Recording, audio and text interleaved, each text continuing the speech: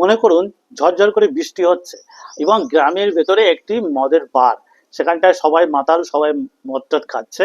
হ্যাঁ, এইরকম একটা পরিস্থিতিতে যে দোকানের মালিক, অর্থাৎ যে শপটার মালিক, ওয়াইন শপটার, সেই মালিক হঠাৎ তার মৃত্যু দেখা গেল। কিভাবে মৃত্যু?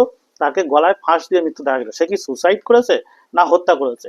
এইটার রহস্য উদ্ঘাটন করতে আসে বাসিল জোসেফ। জোসেফের নাম আমরা অনেকে হয়তো জানি। তিনি হচ্ছে একটি মালায়ালাম সিনেমার দুর্দান্ত অভিনেতা, কমেডিয়ান। বিশেষ করে কমেডিগুলো তার কিন্তু অসাধারণ। তো এখানে একটা দুর্দান্ত থ্রিলার কমেডি তৈরি হয়েছে। মানে এত সুন্দর থ্রিলার কমেডি দেখতে বসলে আপনার দারুণ লাগবে। বর্ষার ভেতরে সবকটা মাতাল এবং সেই মাতালের মধ্যে অ্যাকচুয়ালি খুঁটিটাকে, এই নিয়ে দেখতে দেখতে আপনার দারুণ মজা লাগবে। সিনেমার এন্ডিংটা আপনাকে ইমোশনাল করবে, প্লাস আপনার সত্যিই ভালো লেগে যাবে। এত সুন্দর একটা সিনেমা।